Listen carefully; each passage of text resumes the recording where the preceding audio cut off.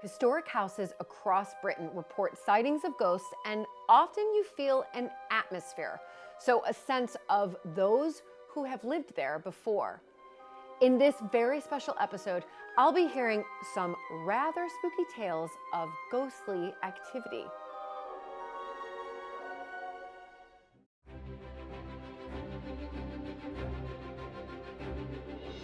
When I married into the British aristocracy, it was the start of a wonderfully exciting journey. But it was also a little daunting. I became a Viscountess, and for an American girl from a small town outside Chicago, that was quite a shock. I live with my husband Luke, heir to the Earl of Sandwich, and our family at Matton House in Dorset. Living in a place like this is a joy, but also a challenge. And every day we're aware that we're preserving a very special part of Britain's heritage.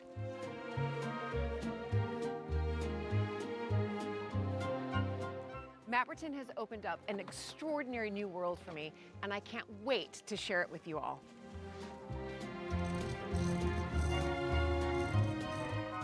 So if you love castles and manors and stately homes as much as I do, please join this American Viscountess as I journey into the British countryside in search of some of Britain's finest historic houses.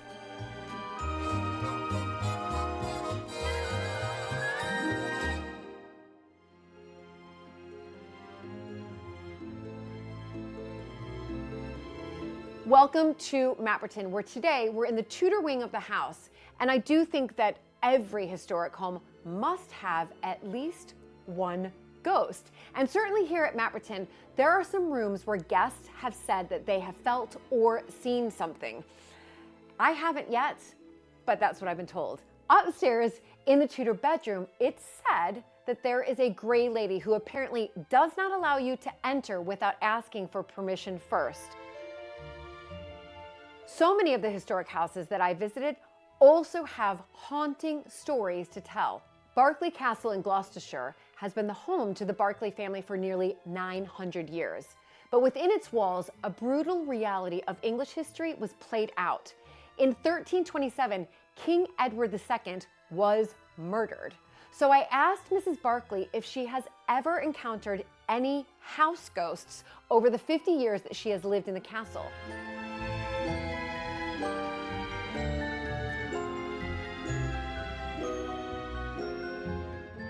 On two occasions. One, I was up on the top of the keep there, making up bed for the, we had the hump ball, have the hump ball here, and the band were going to stay. And I was making this bed, and all of a sudden I heard this footfall, and they had to come down stone steps. And I thought, well, it's not the dogs, because they never like coming down.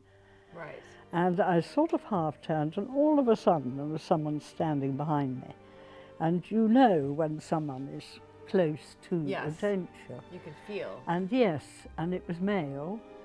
And I suddenly felt all the hairs at the back of my neck going up. I've never had that happen. And I always wondered what people were talking about when they said the hair set up in the back of your neck.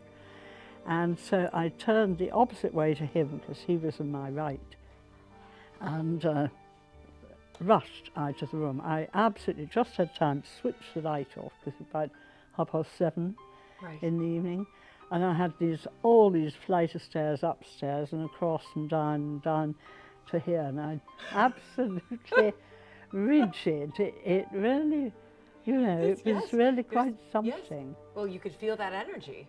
I must have. You must. It was a man, Yes. you know. Yes. I didn't at the time think it might have been the king, say, Right. although I wouldn't Edward think it was II, Edward II.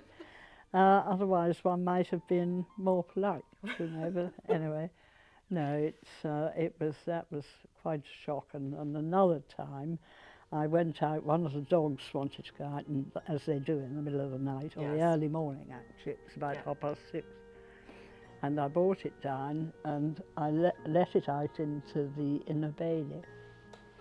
I suddenly saw movement opposite, and there was two women sitting there.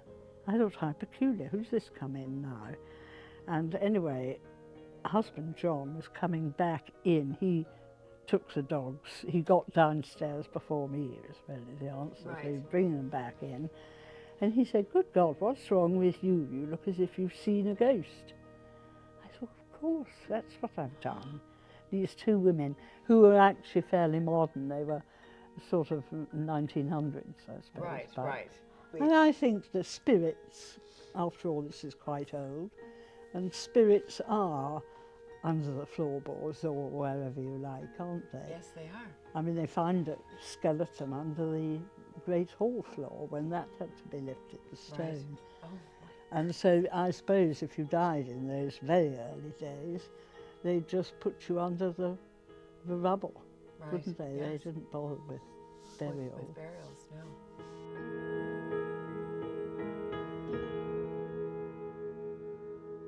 These very ancient buildings really do absorb their histories, and Athelhampton House here in Dorset is no exception. I met up with owner Giles Keating to hear more about Athelhampton's ghostly past.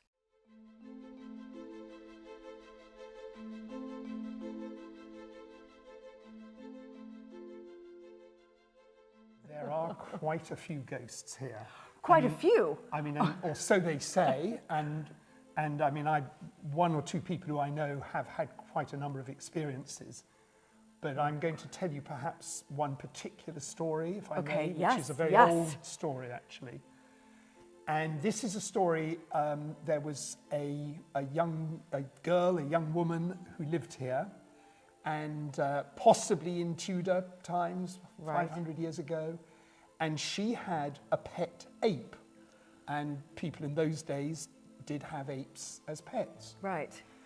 And who I think she loved very much, and the ape loved her. Right. And this young woman obviously also had a human sweetheart, and unfortunately things did not go well in that relationship, and she became completely disillusioned, and she decided that she really just, all she wanted to do was to die, very sad. Right. She was heartbroken and was heartsick. Heartbroken. Right. Yep. And so she decided that she was just going to go into one of the many secret passages at Athelhampton and just die. Oh my goodness. And so I'm afraid she did that, but the ape, who was so loyal to her, the ape followed her. And I mean, I think we can have a look here. Yes, went in behind the panelling with her. No. No! So. Oh my goodness. Oh my goodness. Oh my goodness. They went in here. Wait, I'm gonna see if I just feel something here. It does feel heavier. Do you feel that? Do you feel that? Oh my goodness. Giles, this is creepy. This is unbelievable. This is unbelievable. We're in this secret. So she went in here with the ape, and the ape followed her. Yes, and what people say is that, I mean, sadly they both died there. No. And the ape is now, people say, still walks the house, and you can actually see, that's what they say, and I've not seen it, Right. disappear through the panelling when people are there and they see that, yeah. Oh my goodness. So the ape could be here Could be. somewhere. Maybe It did feel a bit heavy, everybody. I have to say. It's, right. Do you go in this little area very often? No, this is also a very useful area. Yeah, Right, yeah, right. yeah. Yes. Oh my goodness. Okay, wow. Honestly, it was really creepy in that hidden space. The story of the girl and the ape captured Giles' imagination, and when we were exploring the upper floors, he explained more.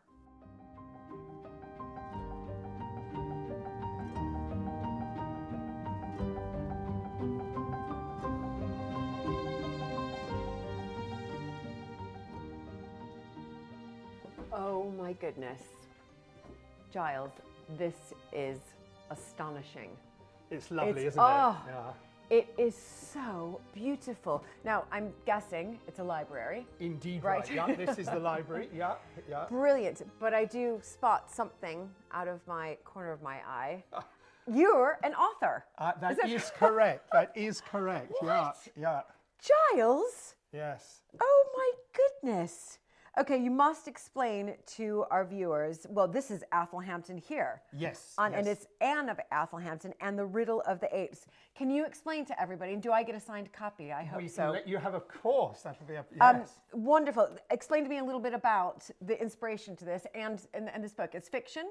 It is fiction, but it's absolutely based on a lot of documentary evidence of what actually happened. Right. And Anne of Athelhampton, she is the youngest of the 4 Martin daughters who lived here in the middle of the Elizabethan period. Okay. Around about 1580, 1585, yes. Right. And, Right. yes. And can you give us a little bit about sort of, the context of this book? So a couple of things. The ape, of course, is her pet. She has a pet ape. So we know where the inspiration came from that, Right, some of the right. stories in the house. And the storyline is really about a bit of something that's going on with her cousin, who is actually the young Sir John Tregonwell. They actually have quite a feud, this young Sir John, with Anne's whole family. And that's documented, that's history. Okay, right, And right. so the book kind of picks up on that and just kind of develops where that might have led. And poor Anne is actually really gets into quite a difficult corner. Okay. But anyway, well, you have to read the book. Well, and see. I'm just going to quickly just read here, just the back, because I was just reading it while you were telling me, and it's lovely because I see the words witchcraft, riddle, secrets, passageways. It says, why has Anne been given a pet ape, Endy, as a 12th birthday gift from her grasping cousin, young John? Can he solve the riddle before Anne and use it to accuse their grandmother, the Lady Elizabeth, of witchcraft and of harboring a priest? Helped by Endy, the ape, and her friends Lizzie and Robert, Anne searches the passageways and walls of her family home, Athelhampton, to reveal their secrets and solve the riddle, only to discover that she herself is young John's target and that her struggle against him will lead her into mortal danger. That's right. Yeah. Well, and this is just the first of a trilogy, actually. Ooh. Yes. So the next volume, which is Anne of Athelhampton and the Queen's Pearls, is pretty well finished. Fantastic. Coming out over the next few months, and then the third volume is in process. Oh my goodness. Well, that is very exciting. And if you want to purchase a copy of Giles' book, the details are down below, athelhampton.com. And when you purchase, if you mention Julie Montagu, Giles will also sign the book for you as well.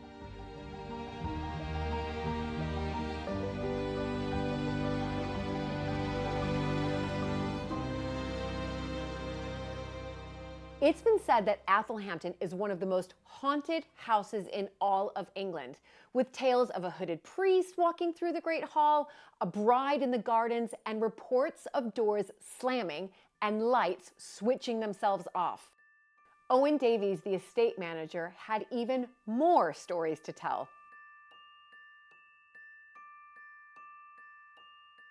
This is one that is a ghost who is often seen by our visitors, and we see quite a lot of visitors every year, and a lot of them mention that they've seen a lady stood in this room. And until recently, this room was completely out of bounds. It had a gate at the door that you couldn't come in. So people used to come down and say, how do you get in there? I've seen a woman in there. A little bit scary. But we did some research and we know exactly who it is. It's a lady called Susanna Long. Right. And she is the wife, it's 1680 is the year, and she is the wife of James Long. He is the owner of Athelhampton. And he's not a good guy. He's a womanizer, he's a drunkard, he's a gambler. Right. And one day he's off in Southampton and he gambles away the family fortune. Not a good way to be. A few weeks pass and eventually the woman that he owes all the money to takes the family to court, and the sheriffs come to Puddletown. Right. They've come to sequester the whole estate to pay off the debt. They arrive in Puddletown on one rainy evening, and they're in the local tavern, and they're having a glass of beer with the locals. And the locals start to just wind them up a little bit of teasing, and they tell them how very well armed and defended Athelhampton is. Pistols and muskets on the table in the Great Hall. But it's all just a little bit of a story, just to wind them up a little bit. So the next day the sheriffs come to Athelhampton. They're a little bit apprehensive, and they pound on the front door. But James Long has another character. He's also a total coward, and he hides in a cupboard in the depths of the house, and he leaves his wife to deal with the sheriffs. Now, she's not daft. She doesn't go downstairs and open the door. Instead, she shouts at them from what would have been her bedchamber window, this window here, and you can just see the porch of the house below. Right. And she shouts at them and says, you know, go away, my husband isn't here, he's abroad. It's a complete lie. He's in the cupboard. The sheriffs, you know, they keep trying to break in, but they can't get in, so they go away. The next day they come back and they have another go, pounding on the door, and Susanna is shouting and shouting and shouting. Go away. You know, you're not coming in here, my husband is away, you'll have to wait till he comes back. He's probably still hiding in the cupboard. So they go. They know they're not going to get anywhere. Susanna is so, you know, the adrenaline is rushing, the heart is beating. She's so affected by this that when she goes to sleep that night, she supposedly dies in her sleep. And this is all recorded in her brother's diary. He makes a record of this, and he records this in his diary, and Susanna is dead. No. So we wonder if it's Susanna that we see. But the story has a nasty little twist, because James Long, we know he's not the nicest of guys, but he goes to Southampton. Within a couple of weeks, he's off to Southampton again, and he finds the lady that he owes all the money to, Mary Keighley, and he marries her. And what? Brings her back to Athelhampton. Susanna's bed is barely cold, and he's got a new bride, and he installs her in the house. No. So the ghost here is Susanna. Absolutely. Oh. Now, Mary has a pretty good effect on James. He mends many of his ways, but he never gives up the gambling. And actually, he himself dies a few years later in debtor's prison. He owes more money. So Mary Keighley is living here in Susanna's house. So no wonder Susanna is a little bit annoyed and haunts this room to this day. To this day. And you visitors have seen this? Visitors see it. I reckon probably 1 in 200 people spot this lady. And they come up to you? And they do. They come up to us and say, who's the lady? Who's the lady in the library? Now, of course, today it is a library, but back in James Long's time, this was the Lord of the Manor's bedchamber and the Mistress of the Manor's bedchamber. Oh my gosh, that is spooky. 1680. 1680. She's still here. And she's still here. I believe that stuff, Yeah. especially if you have 1 in every 200. Absolutely, yeah. No, a lot of people see her. Oh my, I'm kind of like looking for her around. Yeah, she'll pop up. She's going to appear. Yeah. Okay, that's the scariest ghost story I've heard here. That is a scary one. That is a scary one. I feel it. Yeah. I feel it. I feel like I need to get out of here now. I think she's got her eye on us. Oh.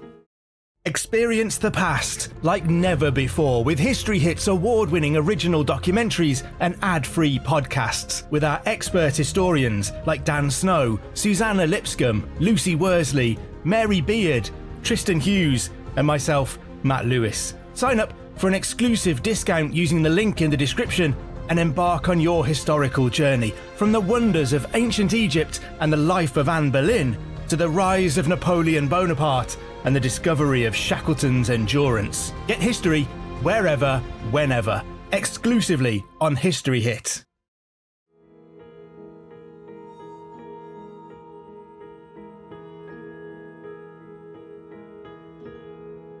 There really was a feeling in that room.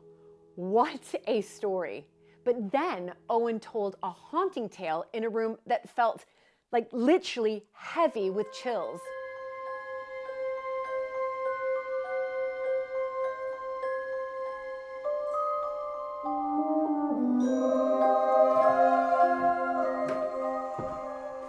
Okay, Owen, where have you taken me?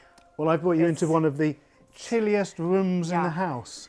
That crib. Yeah. Well, this is a room, and we call it the marriage chamber. It's a very original Tudor bedroom. It's got one of the oldest fireplaces in Dorset, Oh my carved goodness. from beautiful hamstone. It shows the family emblems of the Martins and the Farringdon family, the monkey and the unicorn. But this room's always got a little bit of a chill on it, because this is the room that the Tudor wife would be, she would be put into bed as soon as they knew she was with child, and she would be cared for, because in Tudor England, 30% of mothers would die in childbirth, and an equal number of children would die before their first birthday. So childbirth was taken very, very seriously. They didn't have the modern conveniences we have today. Oh my goodness. So it would all happen in here. So it all happened in here, but would it also, listen, I did walk in here and I felt a bit of a chill. Yeah. Just going to say that. But they were here from the moment that they knew that they were expecting. From the moment, and this room has a very nice little chapel, so that the ladies who are waiting on the wife of the Lord of the Manor can go and pray, because they would need God on their side for this tremendous journey. So instead of an ensuite bathroom, it's an ensuite chapel. Now, Isabel Farringdon is a lady that I'd like to talk about. Now, she is a very important lady, because she is the wife of Sir William Martin, who is the creator of the fabulous Great Hall, which is just behind this panelling. Exactly. And sadly, Isabel did not last very long. She lived till she was in her mid-30s, and she died in this room, probably right here where this bed is. No. Sadly, in childbirth. Oh my gosh. Either her second or third child. The records on that are a little bit dubious. And did the child live? The child did live and would live to inherit Athelhampton. The eldest Oh my son goodness. would inherit Athelhampton. But again, sadness strikes again, because he marries a lady called Christina Cheverel. And sadly, Christina also dies in this room, most likely this room, in childbirth as well. No. Yeah, just a generation later. Right, so both his mother Yeah. and his wife. His mother died while having him. Yeah. And then his wife Absolutely, died while having their child. while having their child. Oh, he must have been devastated. I think at the time it was quite normal. Now, this room has been converted. It's still very historic, but we can use it, and we do welcome people to come and stay and have a slightly spooky night at Athelhampton. But of course, what people do report is when they're sleeping in here is that they can hear the sound of babies crying. No. Yes. No, I could no. Well, I think it does take a brave soul to come and spend the night in here. And do you, when you have guests to stay, do you tell them this story beforehand, or do they wake up the next morning at breakfast and say, bizarrely, I heard babies crying all night? I think it depends on the character of the guest. I don't want to put people off, and certainly when we have guests to stay, we use this as an option, so that maybe they can come and spend a few hours here, and if it gets too much, they can go back to their bedroom. Right. Ooh, yeah. I don't think I would be brave enough. Hearing babies crying, ghost babies. Ghost babies. Yeah, that would be it for me. I'd go find another bedroom. Absolutely. I think that's a very good idea. Wow. Well, but listen, we do love good ghost stories in these houses. And, well, it's all it's all been absorbed by the panelling and the stonework over the centuries. Yeah.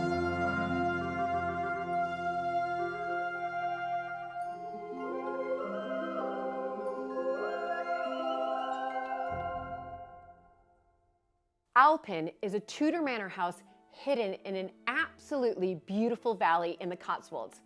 It's been home to Sir Nicholas and Lady Amanda and their family since the 1970s. But it's said that some who have stayed or lived at Owlpen in the past still haunt the rooms.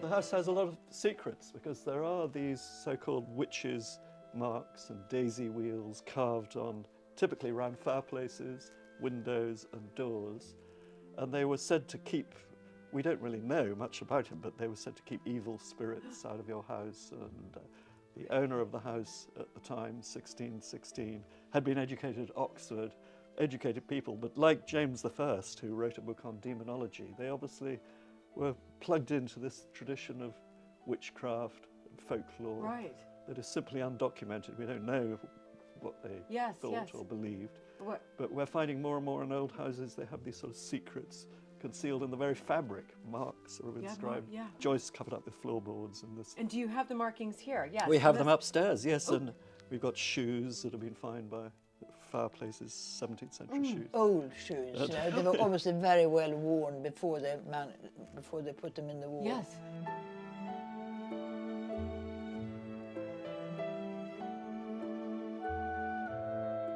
Before we made our way upstairs to see the markings, I asked if either Sir Nicholas or Lady Amanda believe in ghosts. I've seen them Have you? and I've felt them. What? He doesn't believe in anything, and I just wish one day he will see or feel something.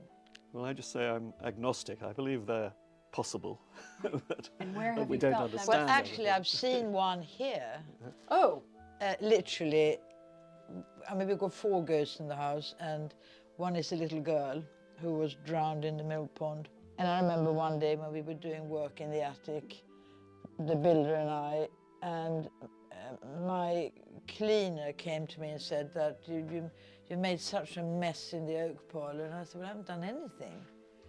So anyhow, so she said, well, you know, that chair is just messed up and all the cushions are all over the place.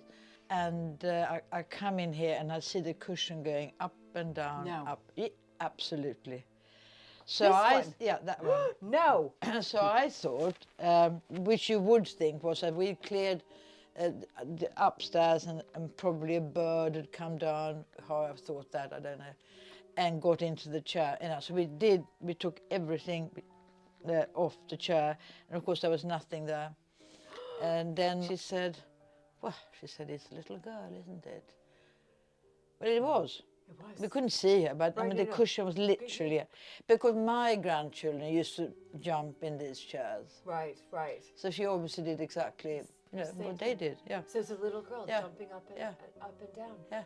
I mean, the cushion literally was going up and moving. down. Yeah. Oh my goodness. And there are old stories going right back that there was an alchemist at the top of the house where he had a room was found sealed up in the 19th century, I think, and the parson was called in to burn his books and papers and so on. They thought they were somehow evil, and then it is said that blackbirds flew out of the flames as they were burning them. But the great story that is documented a long time ago also is that Queen Margaret of Anjou came here on her way to the Battle of Tewkesbury in 1471, and she spent her last happy night here because her team lost the battle. And so it's supposed to be her last happy night, and therefore that's- she keeps coming back, you know, to And where's this that place. room? And it's upstairs. room. Do you want- Yeah.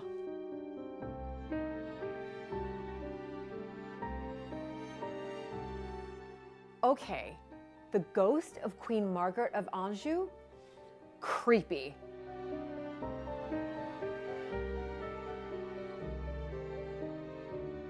So come in this we call Queen Margaret's room, because it is supposed to be where, if you tread very softly, you might find her sleeping, dreaming of battles and so on. And occasionally she appears in the mirror, apparently. Oh my goodness. Has been No, known. but that I'm gonna was block that then. No, that was many years ago when we had a guide standing by the door there, and a man come, and that mirror was over there in those days, and so this man walks in and he turns around to the guide and says, "Is there a ghost here?" And she said, "Yes, there is a ghost here." He said, "I just saw her in the mirror." Well, Karen always talks as if it's categorically true. Well, it is. But It we is do true. know this room didn't It is exist in 1471, not at least in this precise form. And it's only a bit of a story that she Yeah, but came my up with. father saw her. Somebody. Yes, I'm right here. I'm on the side Yeah. of Lady Amanda. Absolutely. So tell me just a little bit more about the ghost story that I now believe, and how it came to be, how it's sort of evolved over the years. Well, we know that the family were Lancastrians, and there's a letter from Edward, Prince of Wales, to the Daunt, the family were called at the time, Right. about the Battle of Tewkesbury, saying muster men, we're going fighting, coming from the West Country. And it may be a bit of a legend, but she definitely came this way from Bristol, where the merchants wouldn't let her in, and then the men would have camped in the fields. She would have come here, and it's supposed to be her last happy night, because her son was lynched after the battle, the Prince of Wales, and her king, Henry VI, was either murdered or died very shortly afterwards. So this is where she comes back year after year, particularly on the eve of the Battle of Tewkesbury in May. And there's certainly stories, for instance, the evacuees in the war who were here sleeping in attics and in here. And then one day they asked Mrs. Bray, who had to go out to a ball or something, and didn't say goodnight to them and tuck them up as was her wont. And they said, "Who is that beautiful lady who came in last night in a fur-trimmed gown and a back veil and a wimple and all this," describing medieval costume which they couldn't have known anything about, in her sort of patronising way. So they couldn't have known what Queen Margaret of Anjou wore, sort of thing. And so she was a great raconteur and had this sort of story which was current in the neighbourhood. And again, we've got the graffiti on the fireplace. Right. And the hoard of shoes which were found in the house. I was telling you about how they would bury these things. Yes. Weren't they burying them for Good luck. Good luck. I think it was, to keep evil spirits at bay. Yes. And we don't. They always, apparently, they are found here and there, and they're always very worn shoes, and they're always child's shoes. That's right. inside. And it's just one shoe, isn't it? And it's one shoe, and the other one was found somewhere. Sometimes they're a little hoard. Oh my! Yeah, they were both so you found these? Well, they were found. I don't know when. I think in the 20s, doing the repairs. So you mentioned when we were downstairs, you mentioned about sort of markings of the witches. Candle burn marks just on the passage outside. Oh. And in this room, we've still got the graffiti on the fireplace of the children of the house. Should we go? But they're on a windowsill upstairs. Oh. So what, the graffiti markings? The graffiti little daisy wheels and things. Oh, I'd love to see that. Which we hadn't really noticed for years and years, but now they're turning up. Now you're seeing them. Now that people know about them.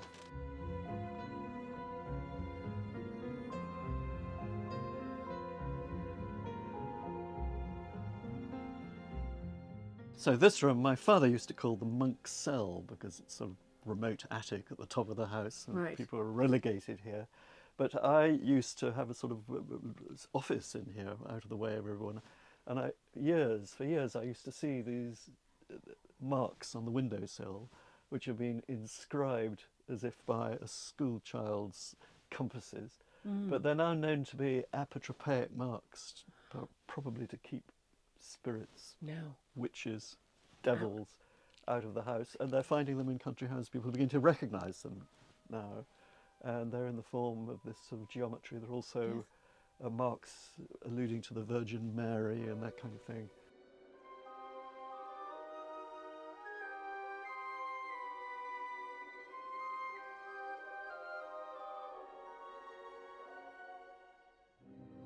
Isn't it all just fascinating? I mean, there is so much more to be uncovered at these historic houses. And keeping bad spirits out of the house isn't just a centuries-old tradition. So when I visited Birdsall House in North Yorkshire, Lady Cara Willoughby met me at the ruined church to tell me how she has dealt with unwelcome ghosts.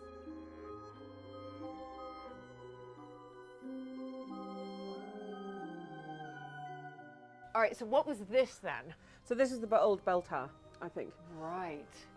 Oh my goodness, it's wonderful. Did they take the bell with them? Yeah, I think they did. Church? I think they did. Yeah. Incredible. Yeah, and then we've got, so this is all a graveyard, so you can still see the gravestones. Yes. They're all in the grass. No. So how big was this churchyard, do you think? Who knows? I mean, it's so hard to tell, but there must be somewhere. You know, there's a gravestone over there, and when the weather gets hot, you can start seeing where they would be. And ghosts because of this? Yeah, I think they were. We've definitely, I actually got someone to come into the house and clear the ghosts when we moved in, because I was just a bit nervy. Did you feel it? Yeah, I did a bit. And I just thought, you know what, this is my generation, and we're going to move on doing one thing, and then we don't need 15 generations of family joining my gang. So can I say that you got a Ghostbuster in one sense? What do they call them? A Ghost clearer, Clearer. I think. And we just Clear the generally energy. said, would they like to move on? Because I don't know much about ghosts, but, you know, I think their time they needed to move on. Right. And I think you have, you know, there's energies going on around, and I just wanted to be in the felt best position. Right. I hear you on that. Yeah. Wow, so they've just moved. So the ghost clearer came and just moved them on. Is that what happens when you clear them? I Think, yeah. it's a bit of a mystery. But it's interesting but- that you felt it. Did you? Yeah, well, I just didn't want people to be asleep and suddenly feel there was someone sitting on their bed, or do you know something? Yes, and I I just know. thought, you know what, I think we need to start with Yes. fresh cards on this one. Yeah, So, I agree. yeah. But do you have any left in the house? Just curious. Did you let any stay? I don't know, but I think it's quite a good feeling in the house. I think it's quite calm and it's Right. quite positive. So I hope that if they are in the house, they're happy in the house. Right. Yeah, you know, exactly. Occasionally I see bum prints on the beds when I'm going up and checking the rooms, and as if someone's, you know, sat on Sit the in bed bed. to do their shoes up or something like that. It's like, stop sitting on my bedspreads. But that's you know, But that's okay. that's part of living It's in part of an old living house. in an old house that has, you know, has History. a history. There you go. Wow. Well, I mean, listen, they, you know, I always think of ghosts as they come and go as they please. Yeah. But keep the good ones. Yeah.